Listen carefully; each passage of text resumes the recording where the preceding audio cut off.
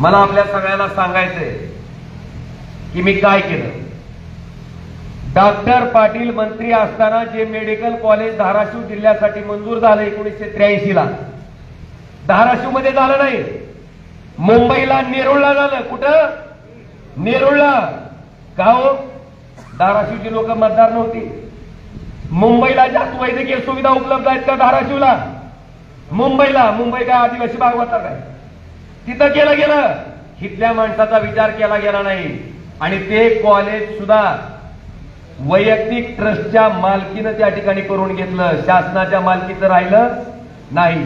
ओमराजेला सत्ताधारी पक्षातले 2.5 वर्ष मिळाले, त्यातला 1.5 वर्ष कोरोनामध्ये गेला, 1 वर्ष काम केलं।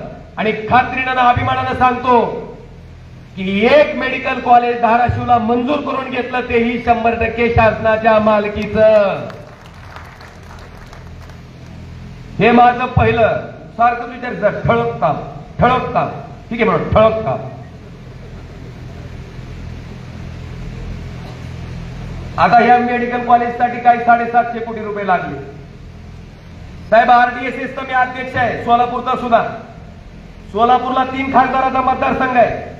भारतीय जनता पार्टीचे दोन्ही खासदार सिद्धेश्वर स्वामी, जय सिद्धेश्वर स्वामी आणि रणजित सिंह नाईक निंबाळकर, या दोघांनी मला म्हणले, ओमराजे तुम्ही वेळ देऊ शकता? तुम्हाला माहिती आहे त्या दोघांनी सहमती देऊन माझा मतदारसंघातला थोडा भाग असताना सुद्धा या आरडीएसएसचं मला अध्यक्ष केलं।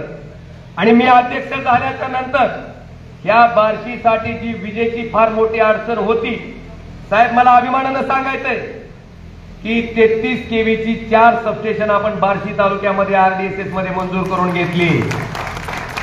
गाजेगाव रोड बार्शी शहरातला, फपाळवाडी, डोलारी आणि केसरी हे 4 33 केव्हीचे सबस्टेशन आणि ऍडिशनल पॉवर ट्रान्सफॉर्मर, जुने सबस्टेशन आहेत पण पॉवरमुळं व्होल्टेजमुळं ट्रिपिंग येते, लाईट बंद पडती, कधी ही फाटा चालवायचा, कधी ही फाटा चालवायचा, कधी ही फिटर बंद ठेवायचं, कधी ती फिटर चालवायचं। या अडचणीतून मार्ग काढण्यासाठी पानगाव, हिंगणीपा, शेंद्री, उपळाई, बोरगाव, पांगरी, धामणगाव, चिखर्डे, सुरडी आणि गौडगाव या 10 ठिकाणी ऍडिशनल पॉवर ट्रान्सफॉर्मर आपण आरडीएसएस या योजनेतनं मंजूर करून घेतले। त्याचबरोबर क्षमता वाढ, वैराग सबस्टेशनला आपण त्या ठिकाणी क्षमता वाढ करून घेतली। नवीन ट्रान्सफॉर्मर, साहेब 5 वर्षात आम्हाला फक्त 81 ट्रान्सफॉर्मर शेतकऱ्याचे वैयक्तिक डीपीडीसी मधून करता आले, पण आरडीएसएस मधून एका झटक्यात 485 ट्रान्सफॉर्मर आपण त्या ठिकाणी शेतकऱ्याचे मंजूर करून घेतले।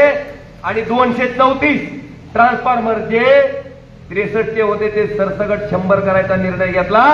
ह्याच्यासाठी 190 कोटी 21 लाख रुपये इतके पैसे आपण आरडीएसएसच्या माध्यमातून बार्शी तालुक्यासाठी दिले।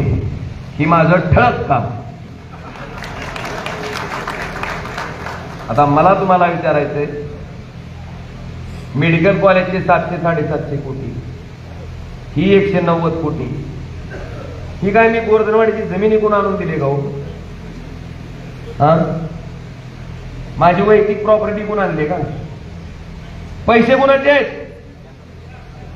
आमदार असो, खासदार असो, शासनाकडनं आलेला पैसा जो खर्च करतो तो पैसा त्यानं वैयक्तिक विकलेली प्रॉपर्टीचा पैसा नाही, अजिबात नाही। पैसे कुणाचे? जीएसटी भरता का नाही? शर्टावर जीएसटी, पॅन्टीवर जीएसटी, चष्म्यावर जीएसटी, माणूस वर गेल्यावर पोचवायच्या सामानावर सुद्धा जीएसटी, जेवणाला बी जीएसटी। खताच्या पोत्याचा चांगला लक्षात येईल जरा। म्हणजे तुमच्याकडून जीएसटीच्या रूपानं जमा केलेला पैसा, अरे तुम्ही आम्हाला निवडून दिलं म्हणून अधिकार आला, म्हणून आम्ही तुमच्यासाठी खर्च केले। ह्याच्यात उपकाराची भाषा पाहिजे का कर्तव्याची? ओमराजेनं कर्तव्य म्हणून नारळ फोड्या कार्यक्रम केला नाही, माझा मीच सत्कार करून घेतला का? पैसे तुमचे आहेत, तुम्ही निवडून दिलं म्हणून आम्हाला अधिकार दिला आणि तुमच्यासाठी खर्च करणं आमचं काय? कर्तव्य आहे. मला माहिती आहे तुम्हाला बोर होईल ठळक काम, पण मला सांगणं गरजेचं आहे. कारण तुम्हाला वाटत अरे 5 वर्षाची अखंड आम्हीच दिली काय की फक्त वाटायचं म्हणून सांगतो. पुढचं प्रधानमंत्री ग्राम सडक योजना 32 कोटी रुपयाचे रस्ते आपण ह्या बार्शी विधानसभा मतदारसंघामध्ये मी खासदार झाल्यापासून केले. खासदार निधीमधून 2 कोटी 81 लाख बार्शी तालुक्यासाठी मी त्या ठिकाणी दिले.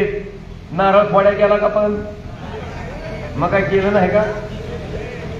त्याचबरोबर 25-15 मधनं ज्यावेळेस सरकार होतं आपलं 71 लाख रुपयाचं काम आपण बार्शी तालुक्यासाठी केलं. त्याचबरोबर 30-54, 50-54 1 कोटी 22 लाख रुपये जिल्हा नियोजन समितीच्या माध्यमातून दिले आणि जनसुविधेमधनं 63 लाख रुपये माझ्या बार्शी तालुक्यासाठी दिले. ही घ्या ठळक काम, ठळक काम.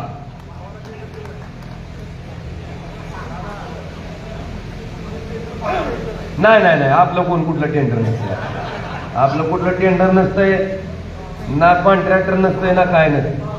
हा आपलं पद्धतच आहे तर काय करता त्याच्यात. आता साहेब मला आवर्जून सांगायचंय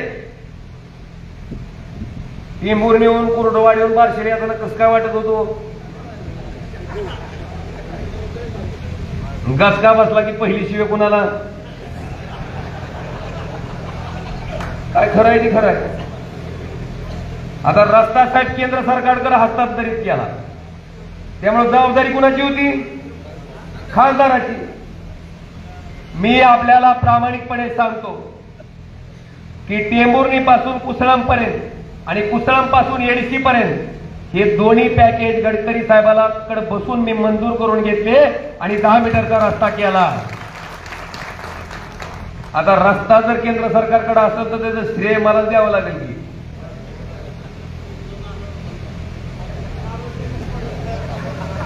असं करू नका की. तुम्हाला मी केंद्र सरकार आणि राज्य सरकारातला फरक कळतो की. बरं तुमचं ती तुमचं, आता आमचं बी तुमचंच का? जी केलंय तीच आपण आगंड हानीत नाही बोलत नाही. जी केलंय तीच. आणि साहेब कुसळम पासून एडशीचं सुद्धा ते अवकाडे नावाचं देखणं कॉन्ट्रॅक्टर होतं साहेब. त्यानं काम न केल्यामुळे राहिलंय, नाहीतर ह्या रस्त्याबरोबरच पुढचा रस्ता सुद्धा क्लिअर होऊन निघत होता आणि काम पूर्ण होत होतं. ही या ओमराजेचं ठळक काम आहे, ठळक. तुमची पनवेल नांदेड गाडी थांबत होती का इथं? नाही, इथं एक टीटीए राज्यमंत्री आला, म्हणला तुमचा खासदार काय झोपलाय का? म्हणलं त्याला दाखवी तू जागा आहे का झोपलाय. पहिल्यांदा पनवेल गाडीला बार्शी या ठिकाणी स्टॉप घेतला साहेब, पहिल्यांदा ओमराजेनंच घेतलाय. आता रेल्वे तर केंद्र सरकारकडेच आहे की राज्याकडे नाही की. म्हणजे कसं बघा बाबा पुन्हा म्हणजे द्यायचे का मला नसत तर राहिलं काय आपलं त्याच्यातली काय म्हणणार. आणि अमृत योजनेतनं बार्शी शहरात जी रेल्वे स्टेशन आहे त्याच्यात सुद्धा विकासाचा पूर्ण रोडमॅप तयार केलाय. त्यालाही मंजुरी त्या ठिकाणी अमृत योजनेतनं आपल्याला मिळालेली आहे. तेही काम त्या ठिकाणी होईल. आता लय सांगत बसत नाही. तिथून कुसळम पासून ती येरमाळ्यापर्यंत जो रस्ता झालाय तोही आपण बघितलाय. तोही उद्धवजी ठाकरे साहेब मुख्यमंत्री असताना मंजूर केलाय. परंड्यापासून जे तिथपर्यंत गेलेला रस्ता आहे बार्शी ते परंडा बायपास ते आहे तिथपर्यंत तोही उद्धव ठाकरे साहेबांच्या काळात मंजूर केलेला आहे. साहेब मला फक्त 1 वर्ष संधी मिळाली तर मला वाटतं एवढी कामं मी केली आहेत. आता मला त्यांना विचारायचंय की त्यांचेच पिताश्री 5 वर्ष खासदार होते, मग बार्शी कशी चमकवली जरा थोडक्यात तरी आम्हाला सांगा ना. म्हणून सांगा. मी लोकसभेतली माहिती काढली, एक पटाई एकदा सुद्धा बोलला नाही, एकदा सुद्धा नाही. ओमराजे 71 वेळेस बोललाय, 71 वेळेस लोकसभेत. मला खासदारची प्रतिष्ठा म्हणून मिरवायची नव्हती, तुमच्यासाठी काम करायचंय, तुमचा आवाज बनवून तिथं जायचं होतं आणि मी ते केलंय. आज मला आपल्याला अजून सांगायचंच आहे की टेंभुर्णी पासून ते लातूर पर्यंत 4 पदरी रस्त्याचा डीपीआर सुद्धा गडकरी साहेबाच्या मागे लागून आपण मंजूर करून घेतलाय। ही 5 वर्ष झाल्याच्या नंतर पुढच्या 5 वर्षांना येईन तेव्हा 4 पदरी रस्त्यानं तुम्हाला यायचं भाग्य मिळेल, हे सुद्धा आवर्जून मी आजच्या कार्यक्रमाच्या निमित्तानं आपल्याला सांगतो। आणि म्हणून झालं का बाबा कामाचं शांत झालं का अजून काय राहिले? ठळक घ्या